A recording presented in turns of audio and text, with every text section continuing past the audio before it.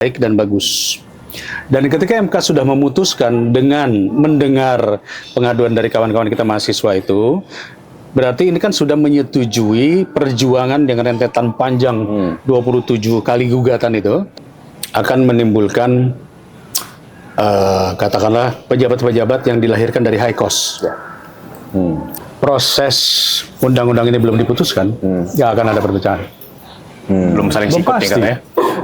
Belum saling sikut nih ya?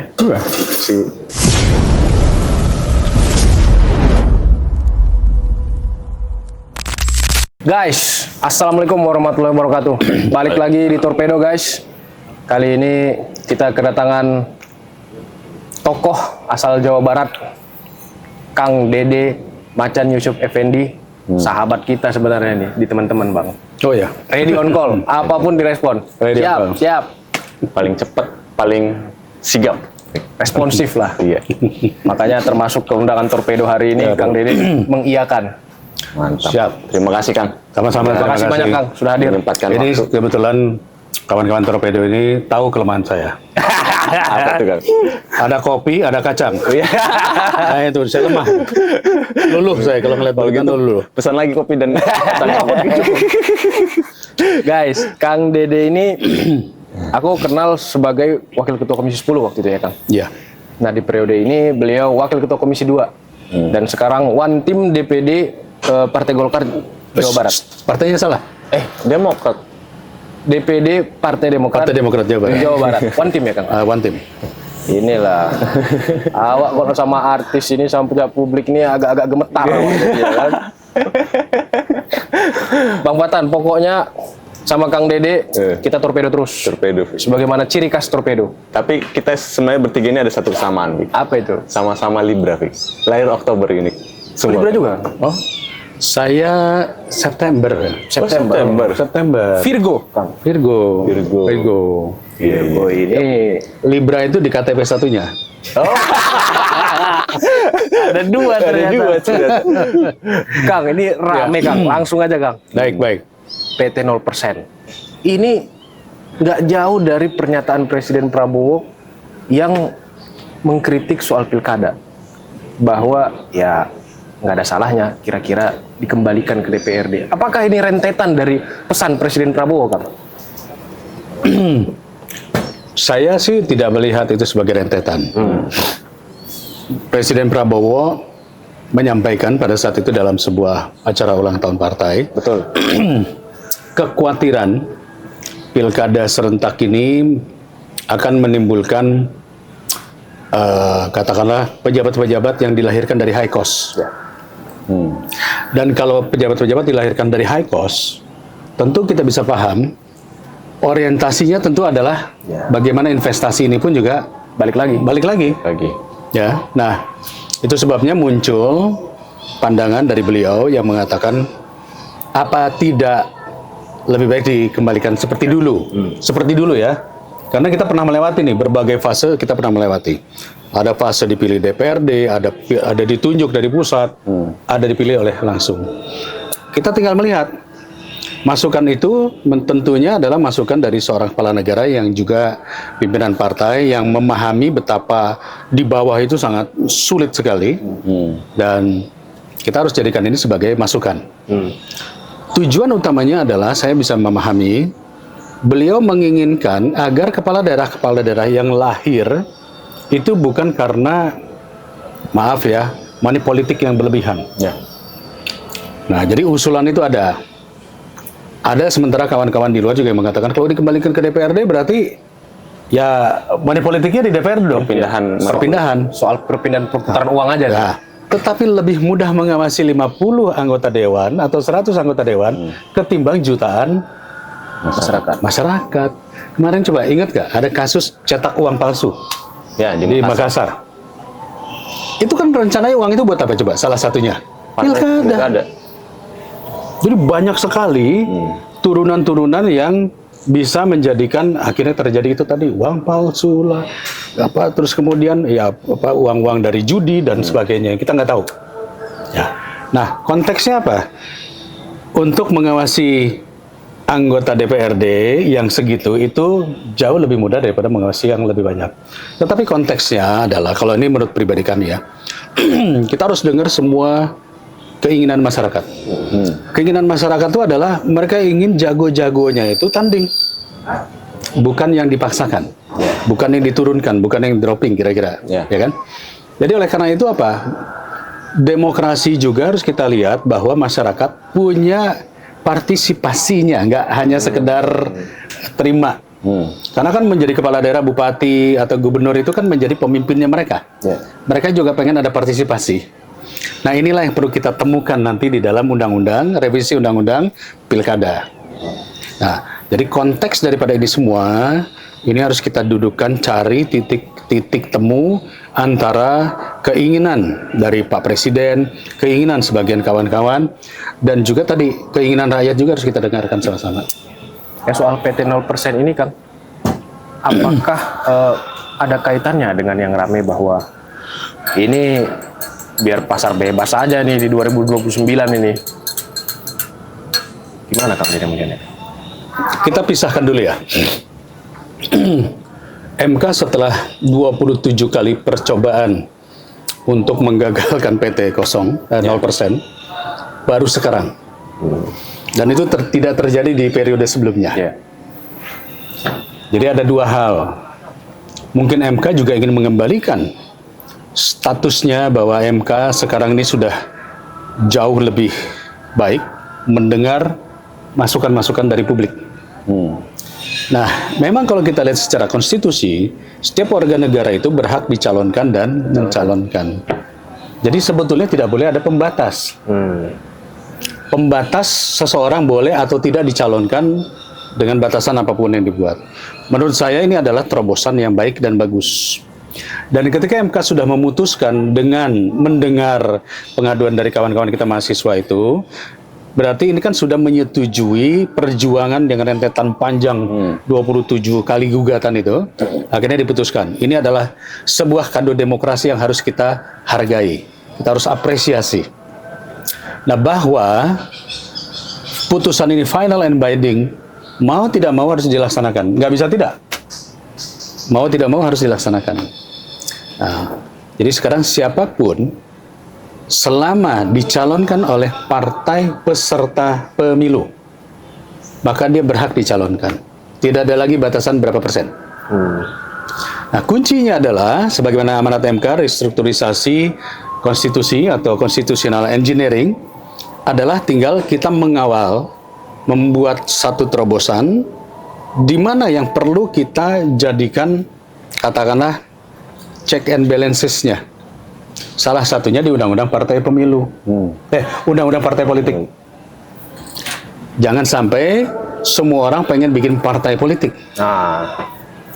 ya kan? Karena yang disebutkan di dalam keputusan MK, partai peserta pemilu.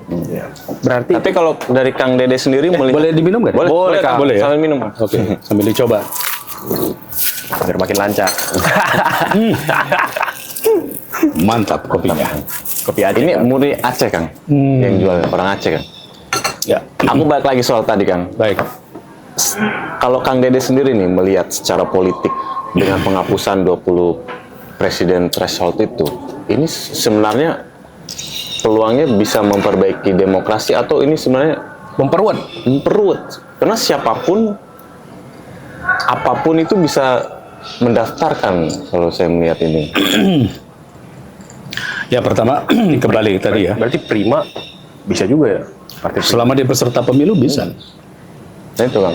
Kalau Kang Dede melihat, Nah, kalau saya melihatnya dari sisi rakyatnya dulu ya.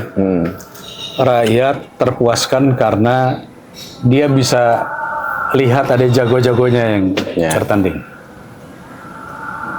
Tujuannya agar tidak terjadi pengelompokan besar kepada person to person.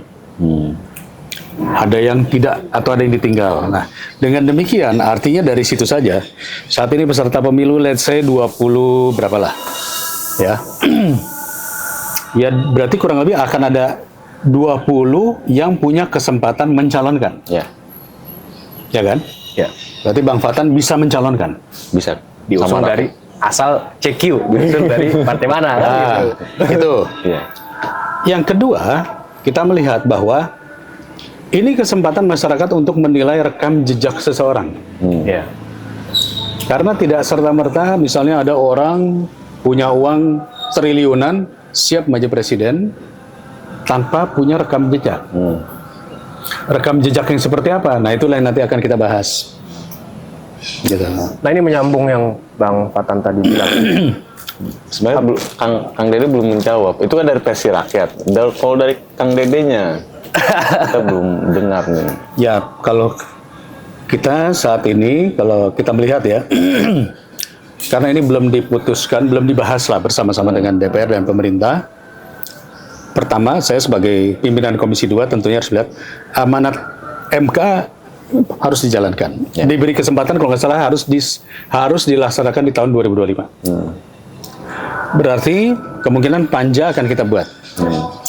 Nah, masalah threshold 0% itu adalah bagian daripada undang-undang pemilu. Lalu ada undang-undang partai politik, ada undang-undang pilkada, undang-undang pemerintahan daerah dan sebagainya. Ini semua yang saya dengar-dengar ya, katanya mau dijadikan omnibus. Ya. Padahal kalau kita lihat, kita harus berbicara ini rezimnya apa? Rezimnya pemerintahan daerah itu harus sendiri. Pemilu dan pilpres sendiri. Undang-undang partai politik juga sendiri. Kenapa? Karena ini menyangkut nanti bagaimana pola penugasannya. Kalau disatukan, saya khawatir sebutlah 1000 pasal misalnya. Rata-rata aja mungkin 40-50 pasal, nggak sampai 1000 lah. Kalau 8 undang-undang disatukan, ya ratusan pasal. Mungkin malah nanti nggak kepegang. Nah, ini konteksnya adalah, kalau kami di Komisi 2, kita siap mengawal ini selama kita kodifikasi. Jadi ada yang tadi saya katakan rezim yang urusan daerah, rezim yang urusan pusat. Kalau disatukan semua, khawatir ada yang ketinggalan. Dan nanti di judicial review lagi sama MK. Ya. Seperti yang kita lihat kan Undang-Undang Ciptaker pun juga di JC kan. Jadi, Apa termasuk juga dengan pilkades kan? nah ini salah satu yang tadi dipikirkan masuk di rezim pemerintahan daerah. Karena rezim pemerintahan daerah di dalamnya ada undang-undang undang-undang desa. Kang, menyambung tadi Kang, kalau misalnya tidak ada PT 0% artinya 20%, ini kan masih ada memonopoli satu kekuatan besar, memonopoli capres kandidat tertentu. Dengan adanya 0%, tadi Kang Dede bilang akan banyak dan masyarakat bisa punya jagoan masing-masing. Jadi memonopoli person to person ini jadi semakin sempit dong dengan adanya PT 0% ini. Atau justru kayak saya awam saja Kang. Main aja dulu. Nah, siapa tahu nanti ada yang ngajak ngopi ya kan. Sudah, kita mundur.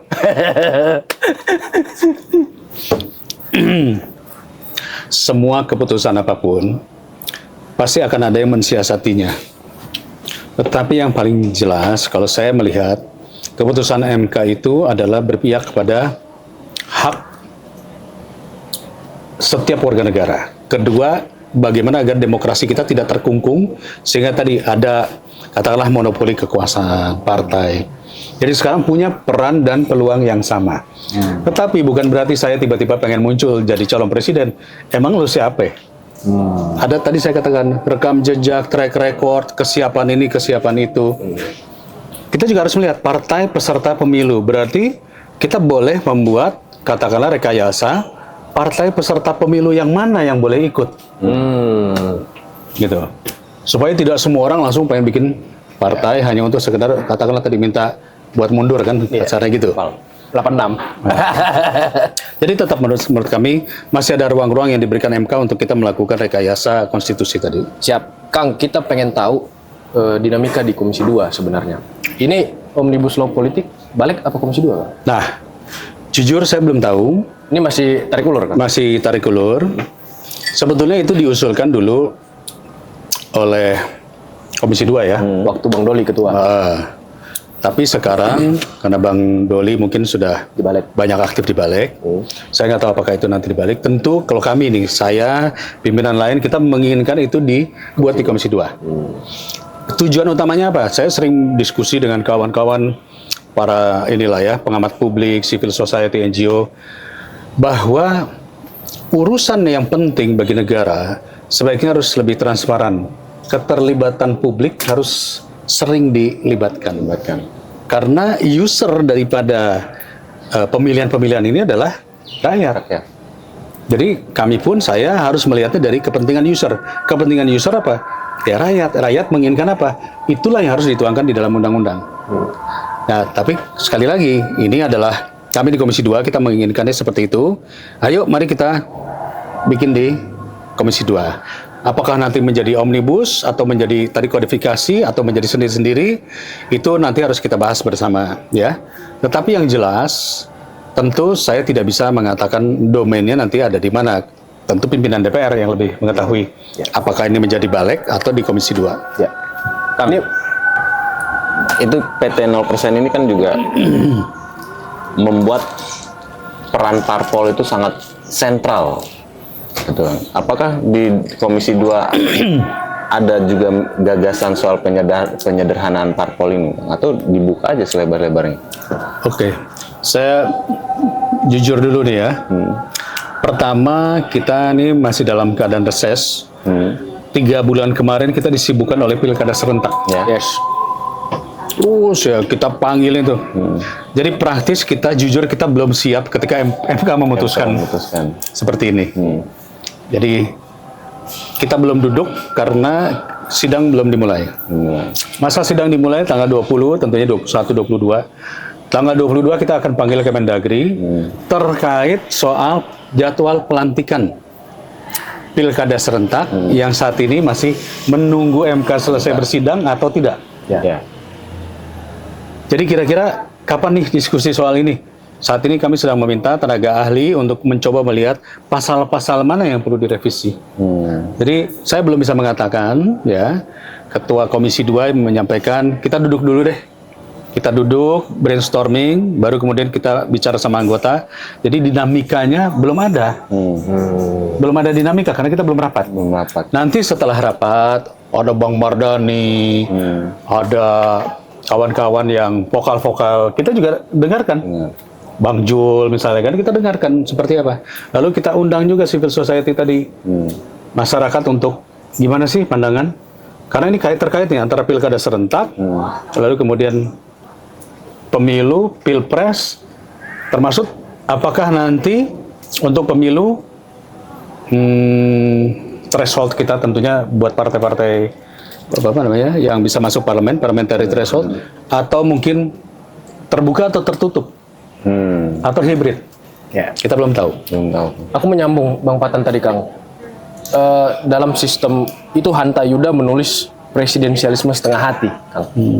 Artinya sebenarnya ketika kita bicara presidensialisme, ini harus semakin terkonsolidasi. Menyambung soal penyederhanaan partai tadi, ya semakin sedikit dan semakin terimbangi kekuatan eksekutif, maka itulah presidensialisme. Kalau misalnya ini parliamentary threshold 20%, presiden apa parlemen? Parlemen. Iya, maksudnya presiden tadi nggak punya benang merah dengan parliamentary threshold. Ini kan sama aja sebenarnya kita nggak holistik memperbaharui sistem politik kita, Kang.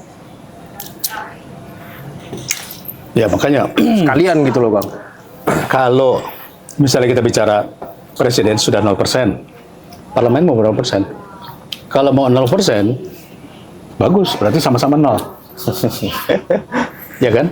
Tetapi undang-undang itu adalah namanya sebuah kesepakatan antar government dan DPR.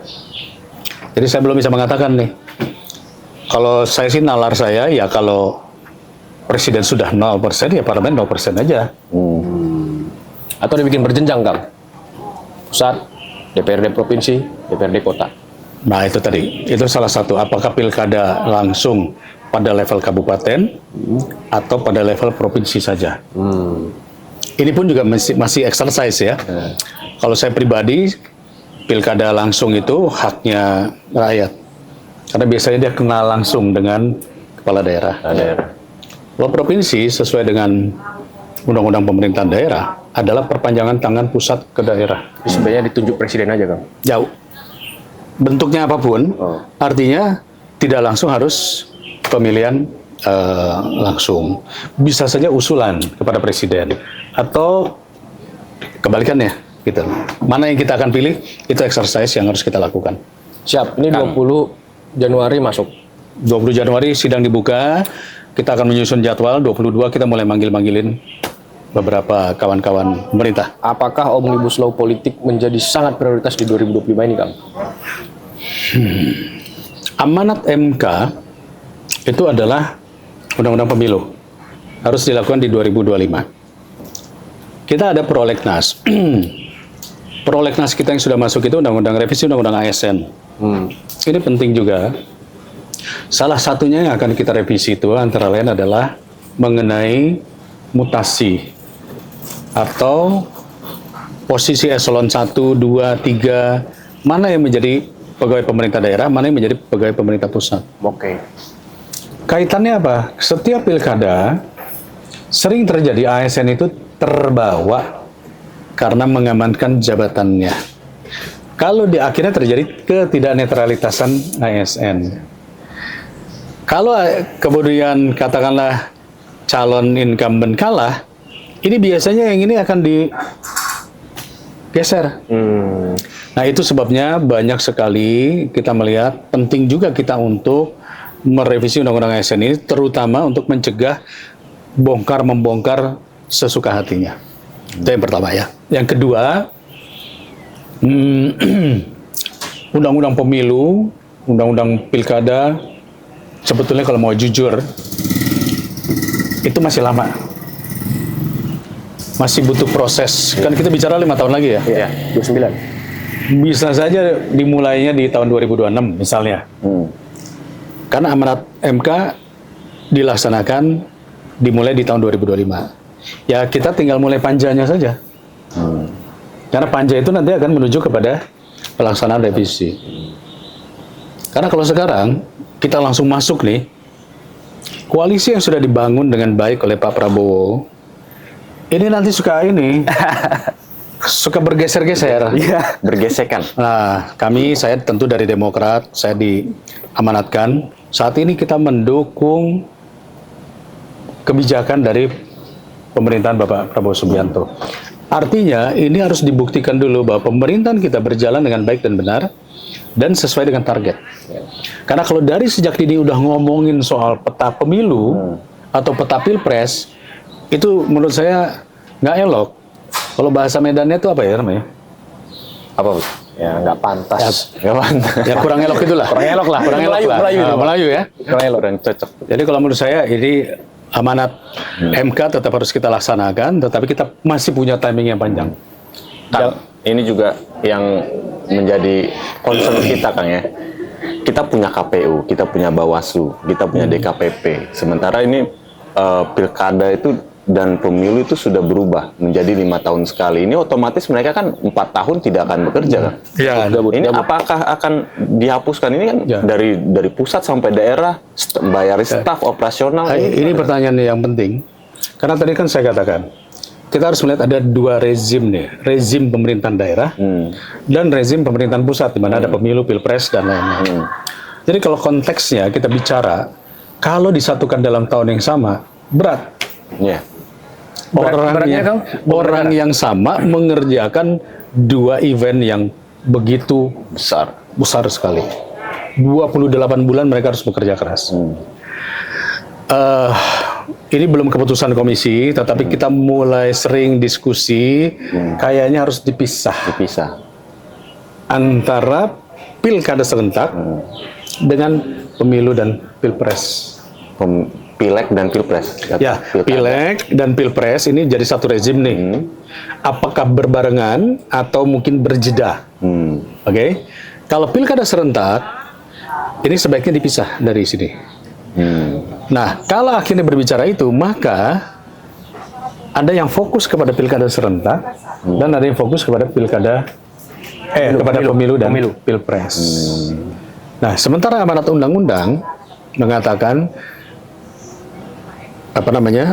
KPU itu adalah sebuah komisi yang harus tetap ada.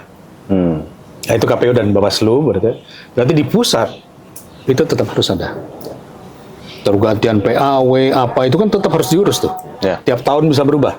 Ada yang meninggal ini kan harus keputusan KPU. Mungkin kita bicara yang di daerah, apakah mau dijadi ad hoc atau tidak? Itu pun nanti kita akan lihat mana yang akan mengerjakan pilkada serentak dan mana yang akan mengerjakan pemilu. Tapi bagusnya ad hoc ya Kang ya. Jadi anggaran negara juga nggak kesedot useless. Ya makanya nanti kan kita akan lihat berapa sih lama kerjanya. Apakah 5 tahun full?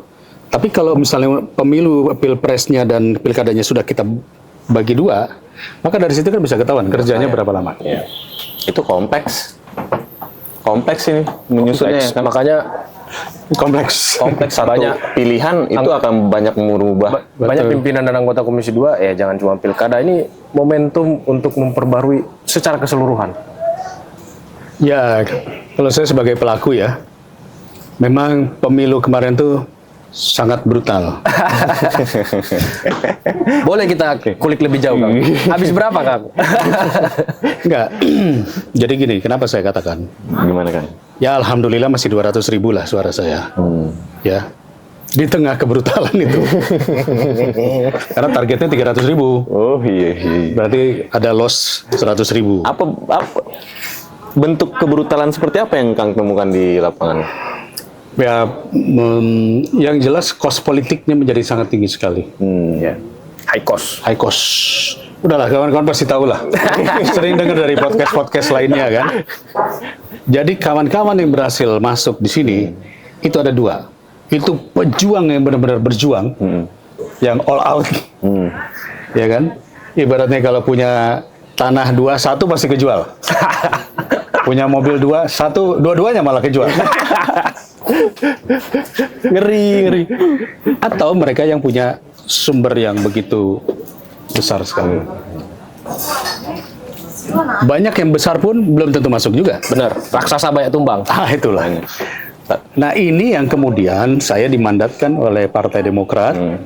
Coba Kang Dede duduk di situ, robah agar ini tidak menjadi high cost. Karena kalau menjadi high cost, khawatirnya itu tadi, turun ke bawahnya menjadi high cost juga. Dan ketika di bawah menjadi high cost, korupsi masih terjadi, penyalahgunaan kesewenang-wenangan itu akan terus terjadi gitu. Dan ini kan melihat kurs Kang. Misalnya patut diduga masuk ke satu pemilih 200, berapa tahun kemudian kan bisa jadi 1 juta Kang. Itu yang kita khawatirkan. Makin ya kan? ngeri gitu itu kan. yang kita khawatirkan. Ya anak muda yang nggak punya apa-apa ini susah nih Kang. Betul. Incumbent jalan terus. Betul. Ya. Ya. Kalau incumbent nggak boleh disalahin ya, dia punya jaringan, dia punya networking. Sources. Ya kan? Tetapi yang paling penting adalah jangan sampai menjadi anggota DPR kosnya sebesar pilgub atau pilbub. Nggak masuk di akal. Jadi bagaimana caranya? Ya tentu kita lihat nanti apa yang perlu kita rubah, apa yang perlu kita revisi, apakah tadi kan penyelenggaranya seperti apa. Gitu. Siap. Sekarang agak lebih spesifik nih Kang. Oke. Kita tarik ke politik praktis kan. Ini kan Kang, PT 0 ini juga Kalau politik praktis harus saya habisin ini. jangan dulu Kang. Ntar udah bosen Kang. Supaya ada alasan nambah. Ini kan PT 0 penghapusan PT itu juga membuat peluang Ya. Mas AHY itu menjadi kandidat. Di Demokrat sendiri ngelihatnya seperti apa Kang?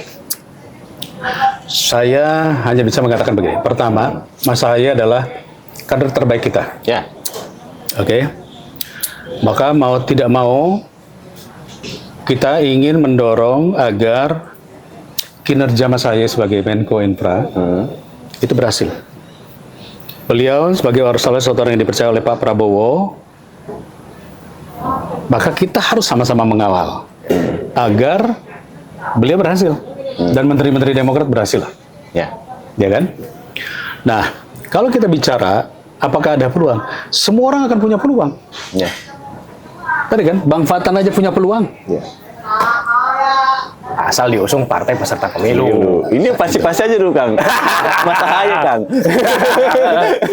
Artinya saat ini yang dimandatkan kepada kami perbesar suara Demokrat. Konsolidasi terus. Konsolidasi.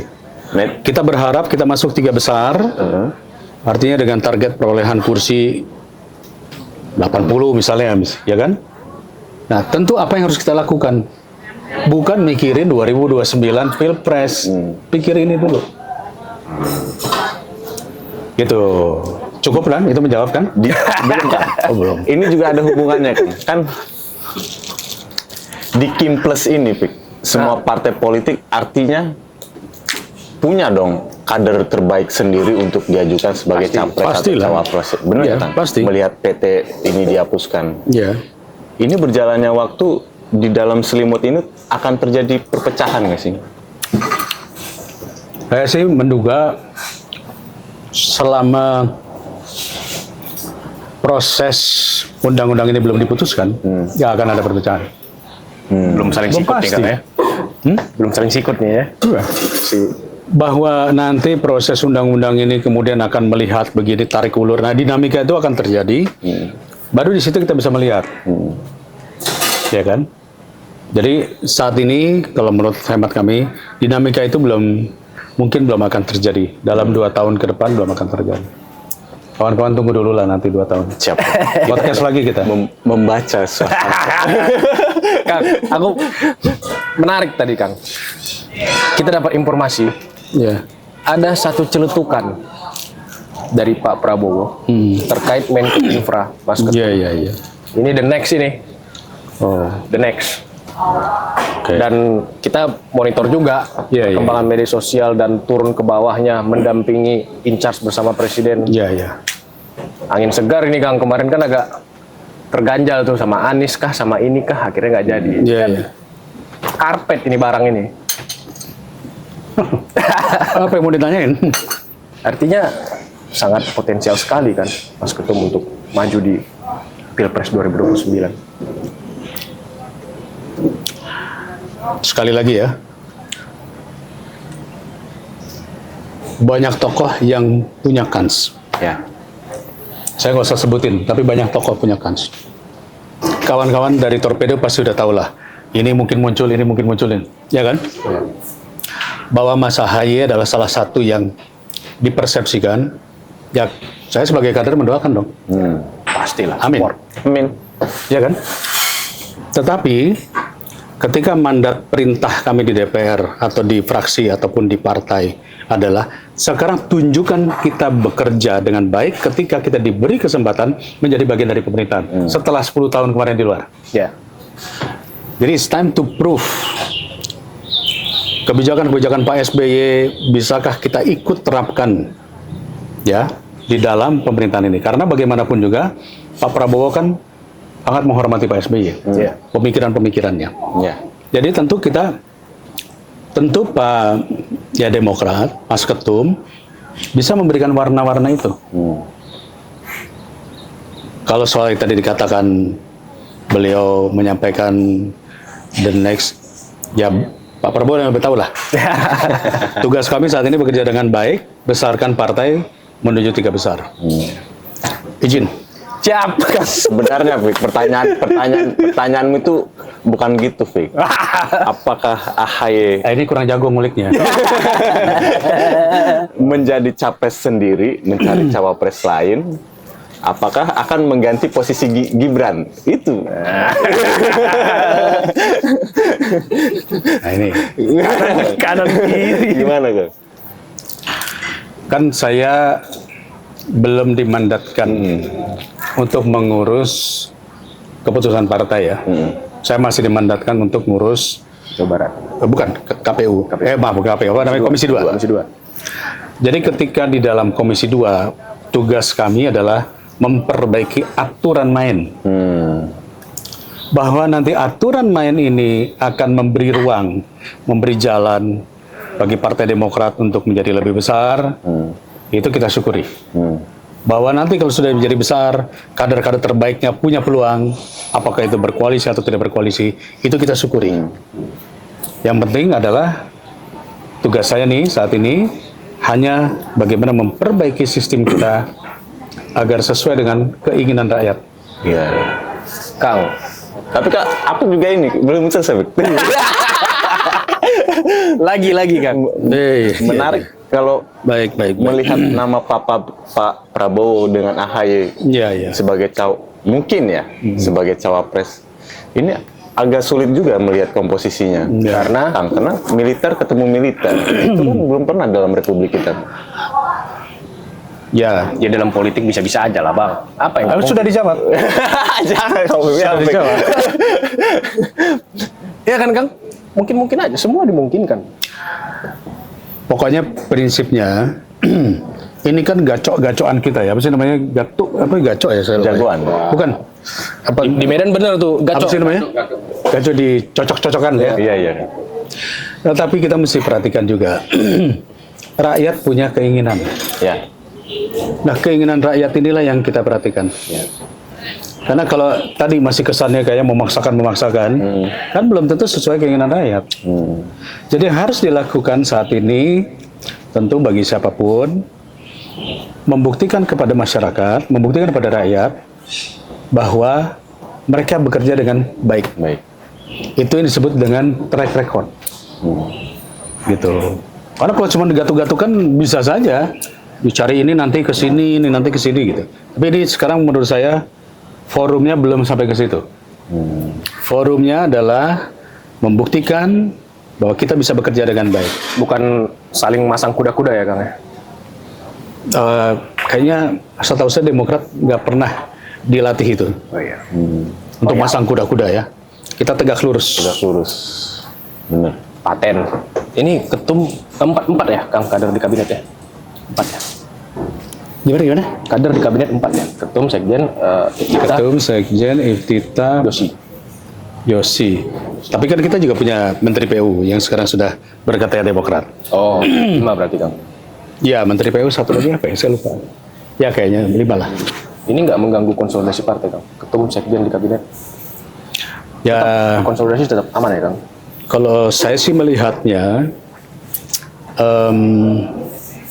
pasti beliau-beliau akan disibukkan. Ya. Nah, mungkin nanti juga perlu ada, katakanlah, restrukturisasi organisasi, mengantisipasi. Kebetulan kita akan berkongres di bulan Februari ini. Ya. Jadi mungkin nanti setelah Februari, saya yakin akan struktur ini akan bagaimana caranya mengimbangi proses perjalanan menteri-menteri yang ada di kabinet. Itu kongres menarik juga, Fik. Kita melihat itu kan bulan depan ya kan, dekat lagi. Kalau melihat suasana kebatinan DPD ini, kan siapa sih yang ditawarkan? Masih Kang. Kira-kira siapa? Ya kan kita dari luar, kita nggak tahu fenomena di dalam suasana kebatinan DPD. Apakah puas dengan kinerja AHY sekarang? Begini, saya belum bicara yang kongres ya. Saya berbicara kita pernah melewati upaya untuk memecah belah partai. Ya. Pada saat itu dipecah. Masih lekat di ingatan. Nah, kita tidak ingin ini terjadi lagi.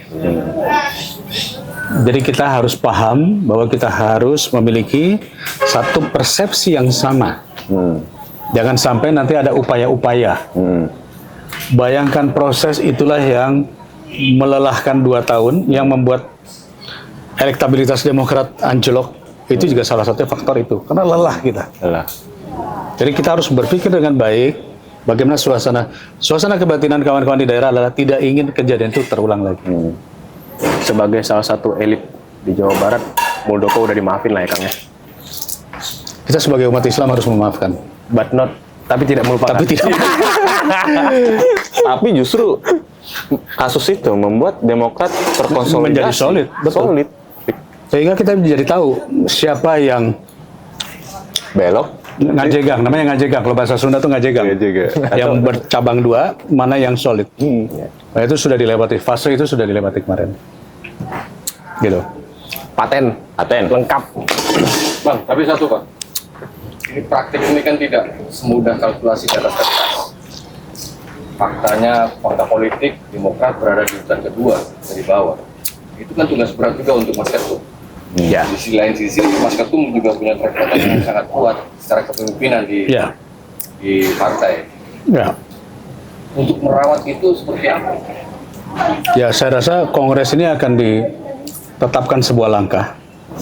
Bagaimana kita menyebutnya mengangkat kembali posisi parlemen kita.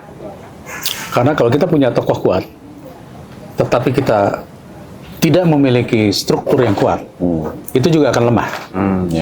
Saya pikir itu seiring sejalan. Jadi saya sepakat, sekali lagi, tugas yang dimandatkan ke saya bukan urusan pilpres, tapi bagaimana membangun, membesarkan Partai Demokrat. Tugas Kang Dede di Senayan. Nah, tugas saya di Senayan. Bukan di proklamasi. Ya, begitu guys, teman-teman Torpedo. Jadi ada beberapa hal yang bisa kita simpulkan dari perbincangan dengan Kang Dede itu, bahwa di Komisi 2 itu masih jauh lah pembahasan atau untuk memutuskan apakah Ya. seperti kayak dipilih langsung oleh DPRD atau pemilihan kembali terbuka. Kemudian termasuk mekanismenya seperti apa ya Kang. Termasuk di politik juga, akibat dari penghapusan PT ini itu juga masih panjang, masih akan dibahas lebih jauh. Kang Dede, makasih banyak sudah hadir di Torpedo, Kang. Sama-sama, terima Teman-teman kasih. Torpedo, kalian tonton episode ini, tambah ilmu kalian pasti, kupastikan tambah. Jangan lupa like, komen, subscribe, kalau nggak ku bengkokkan paru-paru kalian. Assalamualaikum warahmatullahi wabarakatuh.